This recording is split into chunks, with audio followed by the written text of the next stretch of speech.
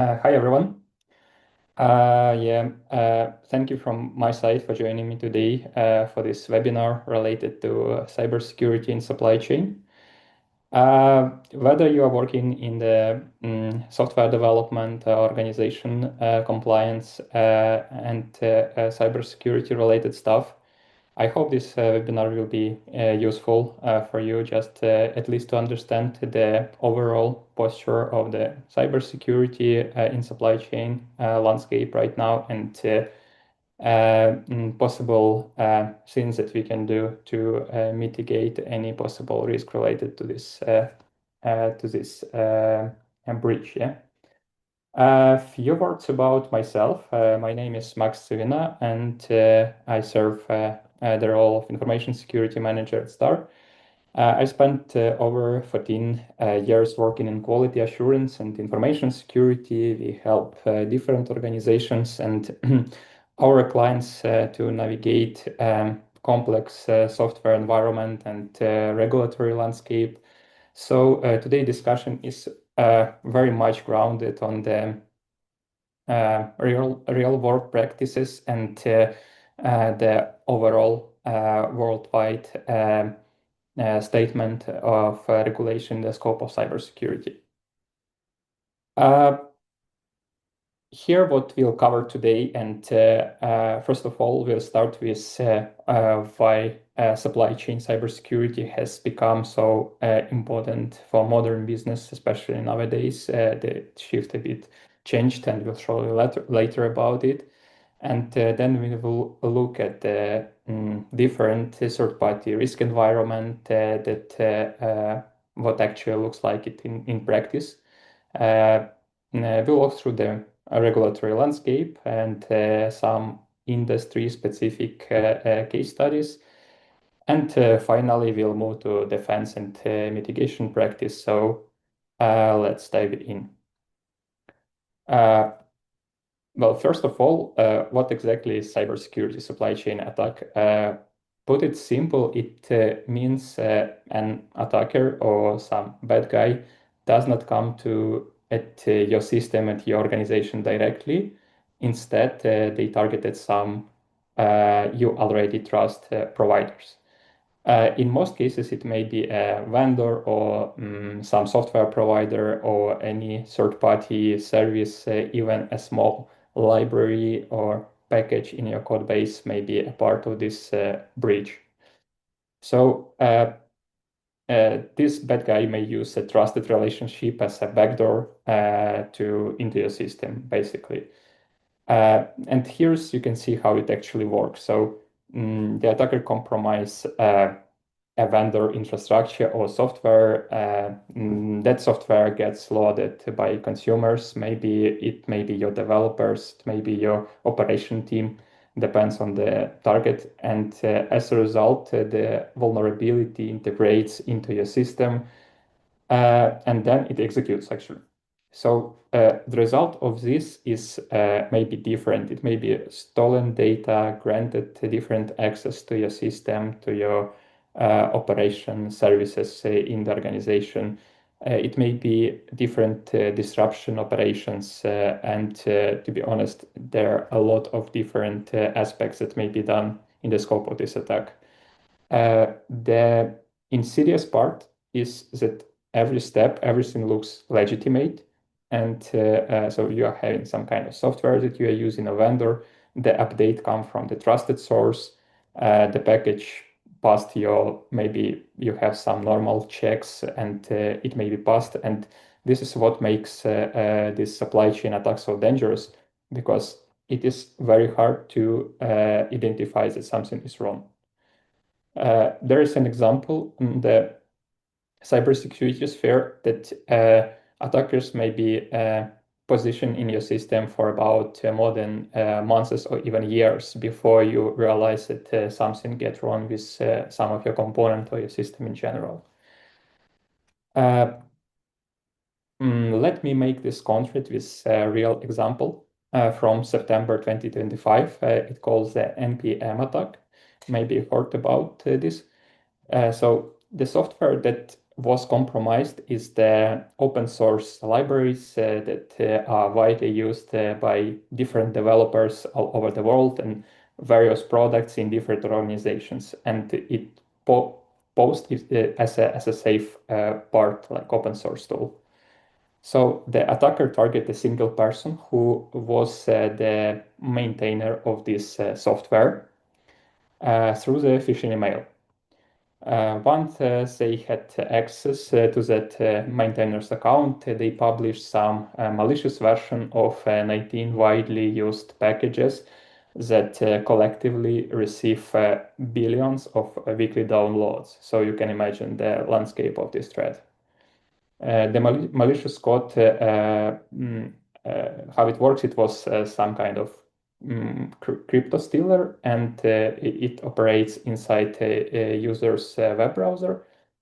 So the result, over 2.5 million downloads of these compromised packages. And the good news is that quit detection kept actual losses to around $500. It's hard to imagine that after 2.5 million of downloads, as the approximately stolen costs so low. The lesson of this, that one phishing email, one compromised account can bring billion of potential exposure points. And in this particular situation, the damage was limited by luck and speed, not by design. So there are no some additional verification on the user's profile. So we have 2.5 million downloads. Yeah. So as soon as these open source tools, some incident response feedback come to a user's account after several days, and it was the only reason why this attack has been successfully resolved. Who most at risk? The focus of the cyber criminals has shifted from directly attacking a large corporation to exploiting the weaker links in their supply chain.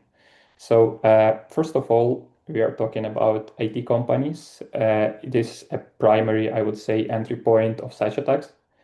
Well, because we are using a lot of different dependencies, components, and softwares. It is very easy to corrupt. And compromising a single software, making trusted access to all of the vendor's clients. This is not just affecting the actual software organization, IT company. This actually may affect the vendors of this company, yeah, and clients of this company.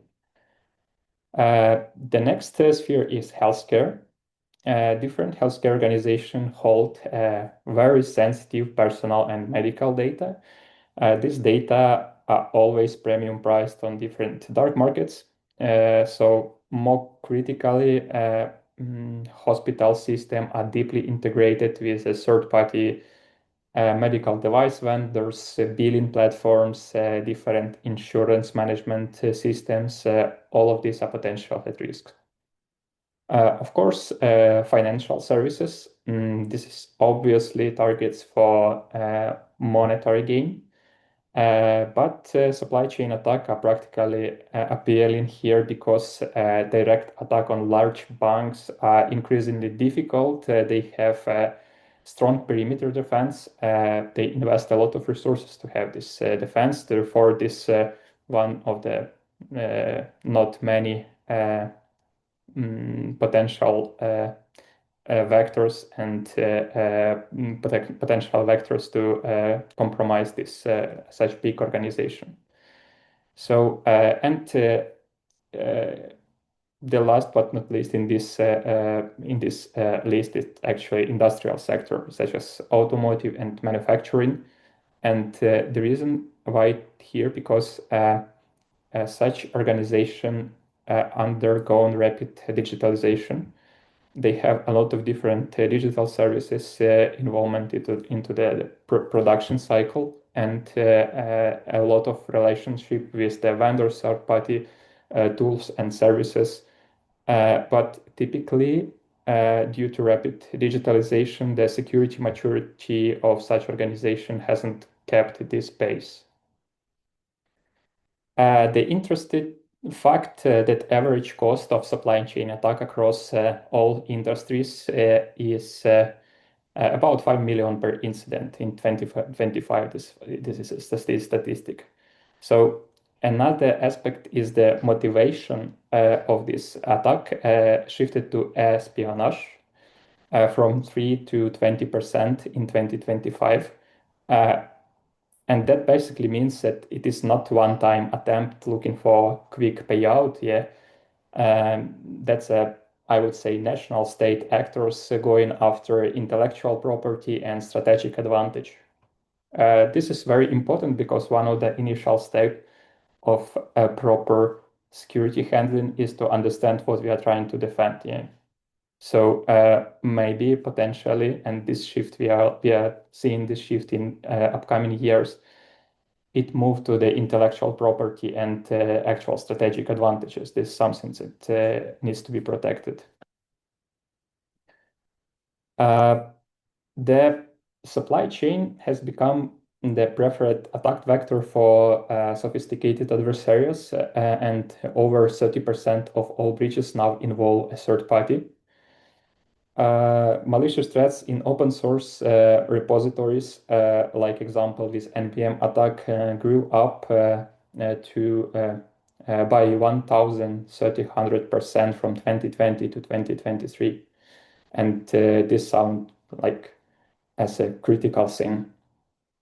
All of this happens because well-resourced companies have hardened their own perimeters. This is not the easy way to expose some vulnerabilities for big organization. Yeah. So as a result, attackers typically go around through the smaller vendors, open source solutions, and different services that already integrated into a system. It is much easier to do. Well, as a result, what's the rule here is that security is only as strong as your weakest component. But of course, it is not the case to avoid using third-party components, even though it is impossible nowadays to restrict such kind of integration. And it is not what we are having as a goal here. Of course, any kind of third-party solutions and service providers provide a better pace of the innovations, and you can focus on your own business instead of developing or implementing some side solutions that can support on your way to the main goal. Yeah. So the point here is to map out where the actual risks sit. It spans every layer of your digital ecosystem, and here some kind of well-known examples. The potential risk may be a part of your code base, as obvious things like open source components and support libraries. They are often pulled without full audit of what's inside. Yeah. And practically, it doesn't mean that if you are using open source solution, it is secured. Moreover, it is a highly potential threat right now that open source solutions became a first priority for attackers to get the fast impact on the organization or expose some vulnerability in a very limited amount of time. So the position here is to have this open source solution integrated in your system, yeah, and of course you have attacker have a very limited time to expose it, but they still have this time.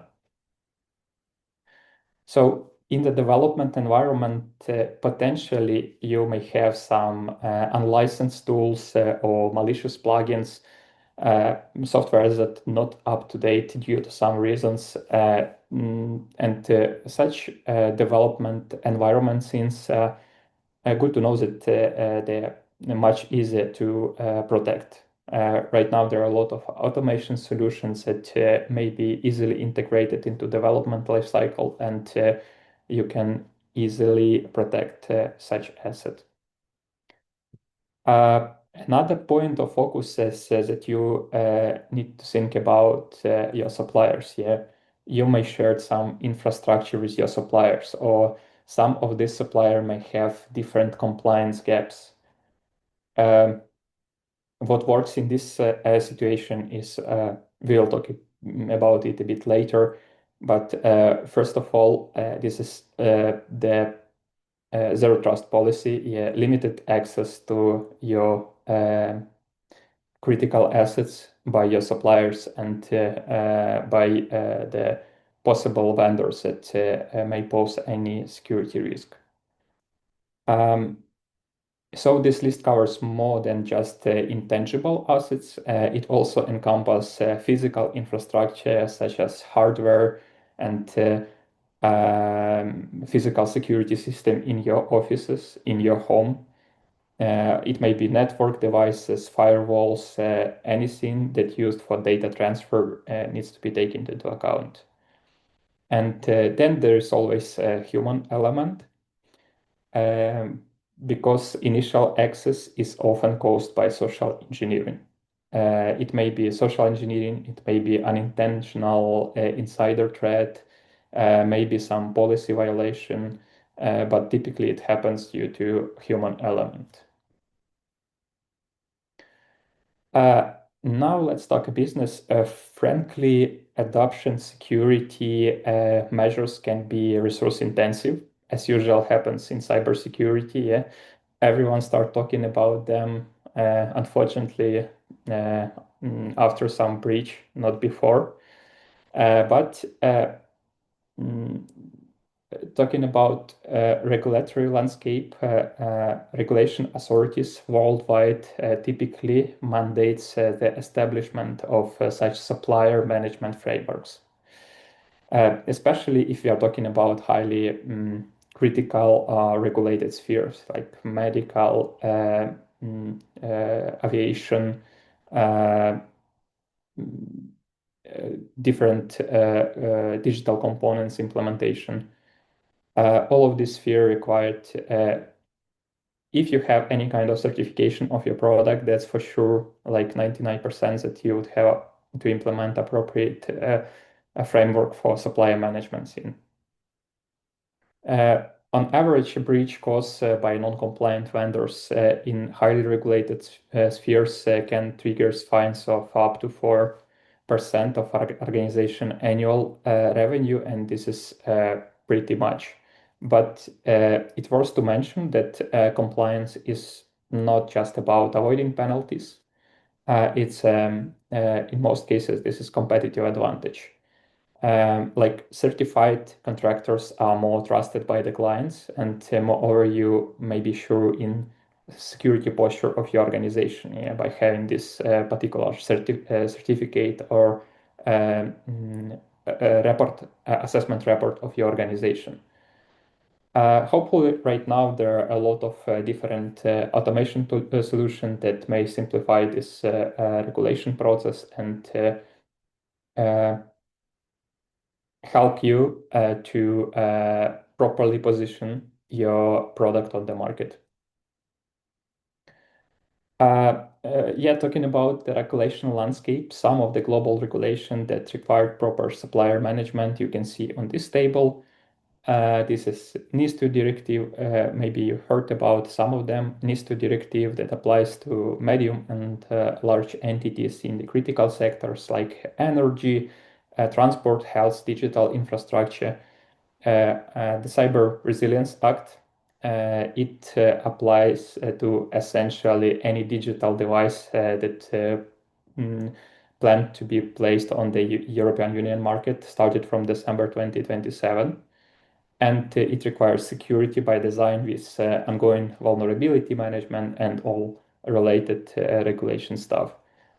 If you're working on financial sectors, you heard about Digital Operation Resilience Act.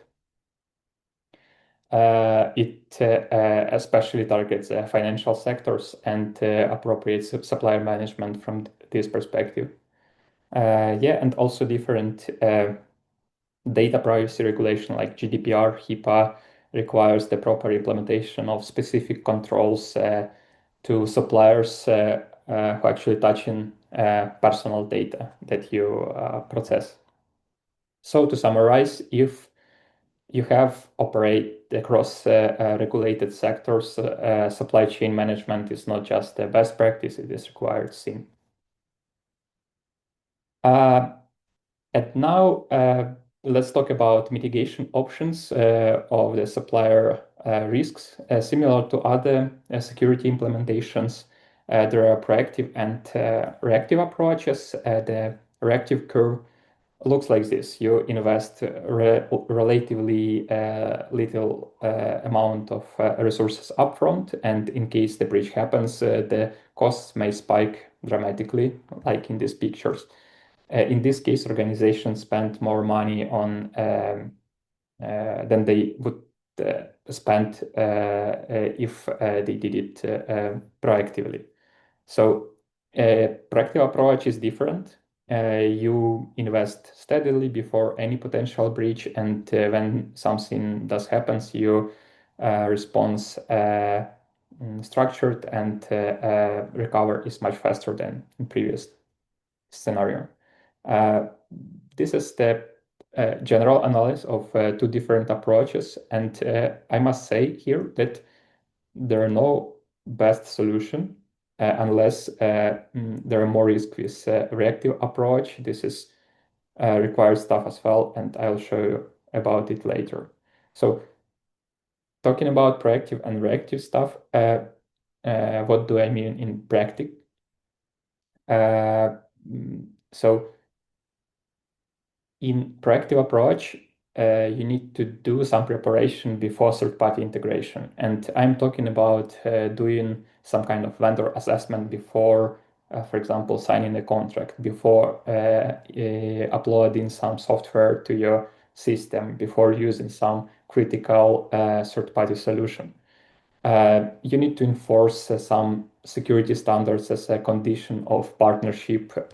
Of course, it depends on the criticality of supplier, but anyway, any kind of contracts and evaluation much help to ensure the overall organization security posture. Uh, this is not the one-time activity that happens in the beginning. Therefore, you need the performing continuous monitoring and regular audit of the critical suppliers that you already have. And of course, the people management, conducting different awareness training for personnel of how to use different components, how to use different systems, like best practice, and not to expose any security issues with them. As I said, a reactive approach is also has a priority here. We are living not an ideal world, unfortunately, and so security incidents may still happen. And it makes sense to be prepared for them. In this case, the reactive controls may help a lot, and that means having tested and ready to use disaster recovery process. In some cases, it may be necessary to report regulations or clients or users of your system about the breach. So clear incident response procedure is a must-have. It always makes sense to do it beforehand because you don't know when and what will be the cause of the breach, but you should definitely know what to do with this breach. What can help with this regulatory preparation and supply chain security challenges? The good news is that you don't need to reinvent the wheel here. The downside is that without a clear and well-defined roadmap, the process can be time and resource intensive, but some standards and frameworks and guidelines already exist. You can see on this screen. And a few words about each of them. The game framework here is, of course, 2701, 2736. That is information security and supplier relationship management.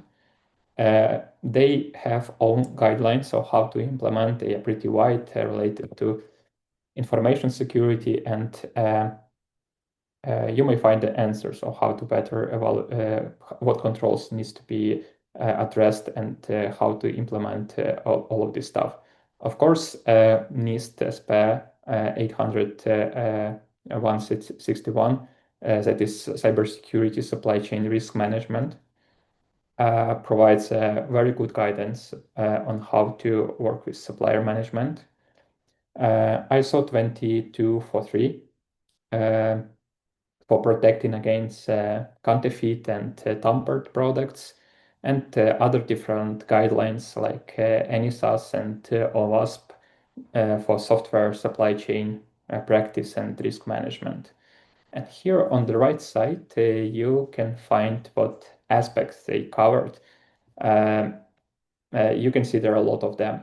All of them, in most cases, should be taken into account. This um, governance, risk assessment, patch management, incident response, supplier register, supplier evaluation, threat modeling, backup of the system, secure software development lifecycle.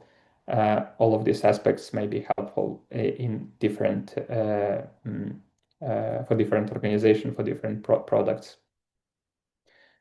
What will practically what will work practically for you? It depends on the asset, like what you are trying to defend, and about the environment. In what environment are you operating in?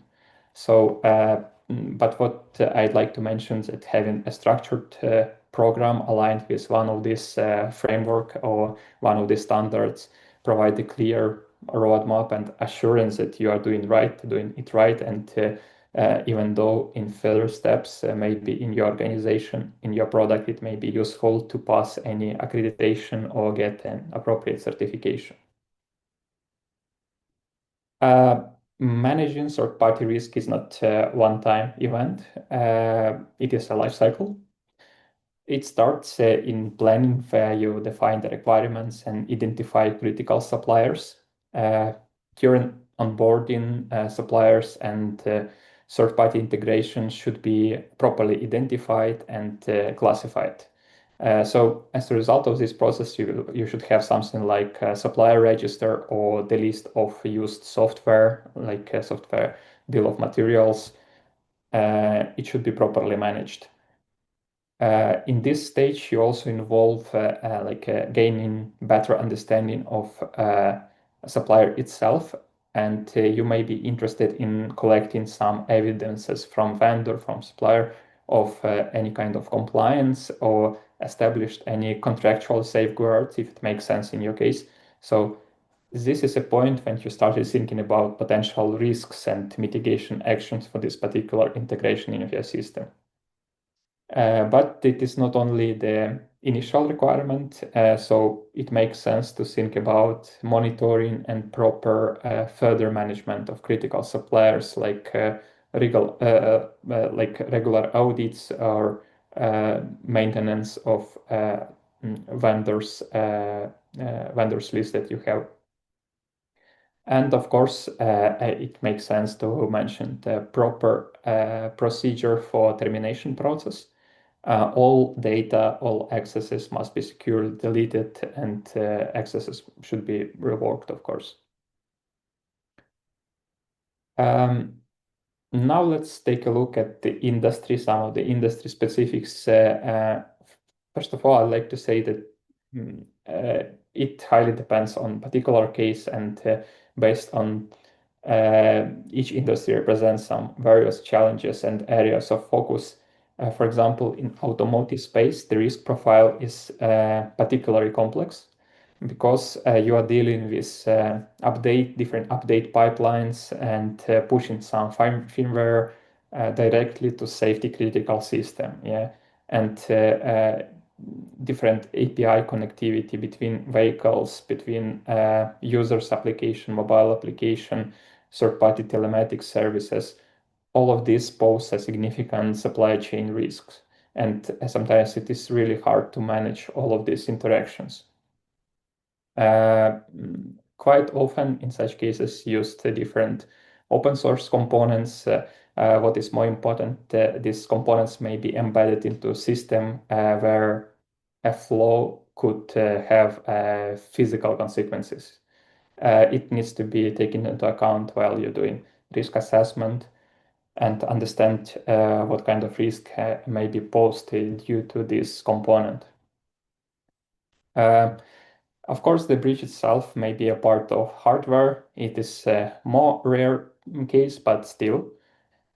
It may be introduced during chip manufacturing or microcontrollers manufacturing, something like this. And of course, as usual, in different spheres, um, service providers like dealership management platform, logistic vendors, and highly targeted as an entry point because automotive industry highly relies on these third-party services, and quite often it is it may be outdated. It's hard to evaluate what cybersecurity risk it may pose. Well, as you can imagine here, there are vast of opportunities for breach. Therefore, it's essential to have well-designed security framework for these critical sectors. The next slide is about artificial intelligence. Yeah, apparently you are not allowed to publish an article or run a webinar unless you say AI word at least once. So this slide checks this box. But anyway, AI system introduce an additional layer of supplier chain risk.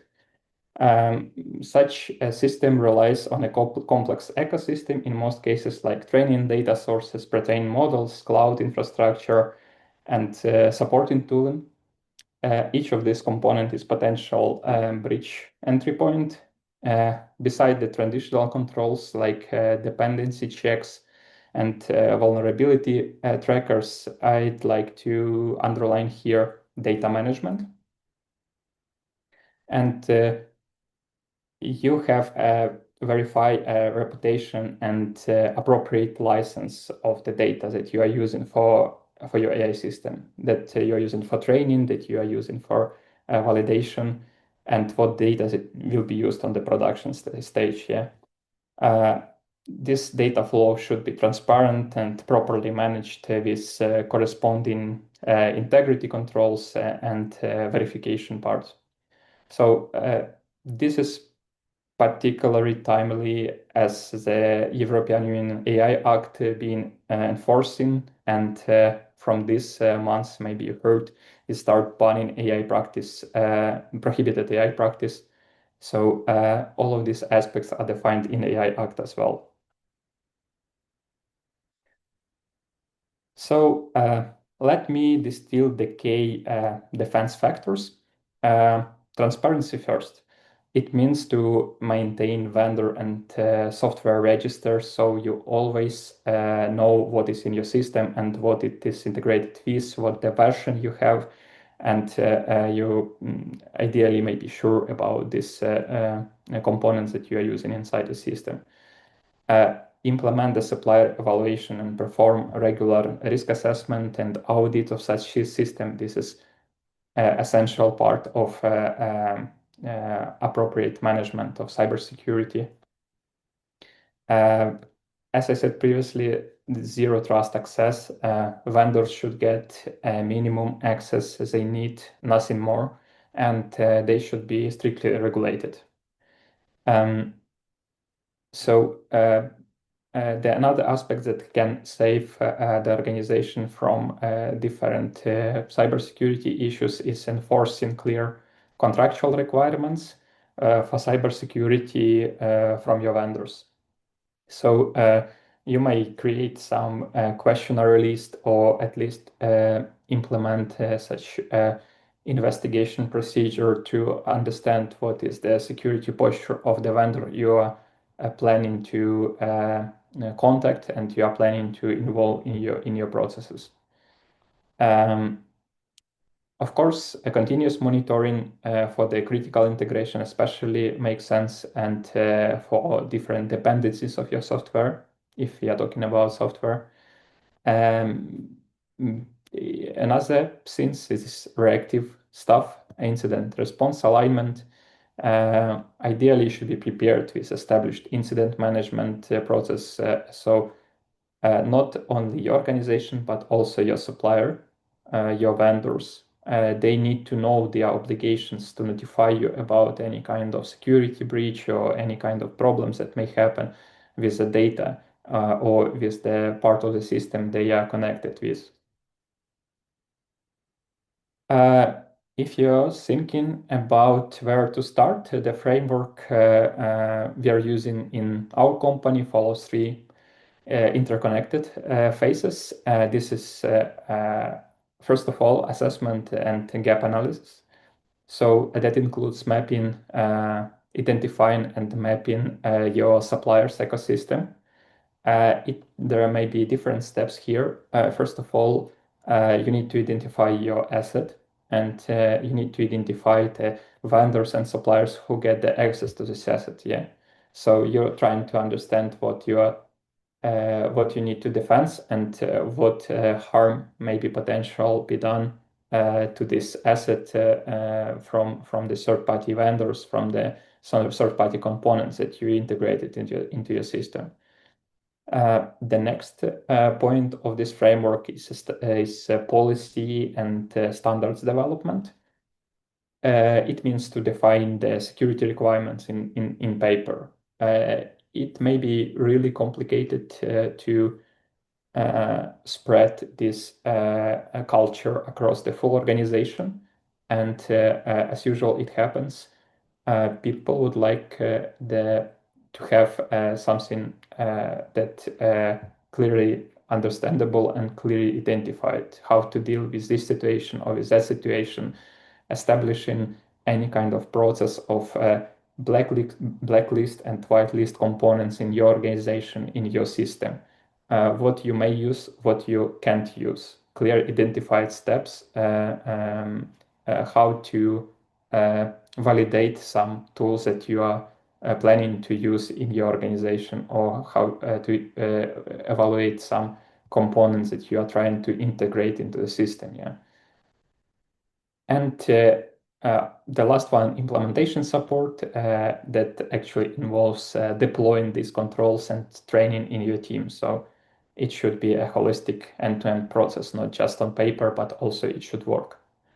So it makes sense to do it as simple as possible, understandable for everyone, and clear with the definitions and how to proceed with them. Such outcomes speak for themselves. Structured approach like this deliver three fronts. First of all, this is risk, reduces the operation and cybersecurity risk, of course. It opens, if you are talking in the product perspective, it opens market access, especially for highly regulatory compliance, highly regulated spheres, mm, because regulatory compliance is increasingly the price of entry to K industries. Yeah. And competitive advantage, like it having a proven security posture in most cases is powerful market differentiation. And right now, it is highly applicable for any organization who works with the vendors, with suppliers, to request the certification, to request the cybersecurity posture. This is like a pre-screening, yeah, like can we work together or not? And as more critical industry, as higher requirements for such questionnaire, for such cybersecurity posture. Three things I want to walk away with today. First, resilience and prevention are both essential approach that should complement each other. And the goal here is to identify and establish a framework that effectively integrates them together, that they're working together. Yeah. What does it mean in practice?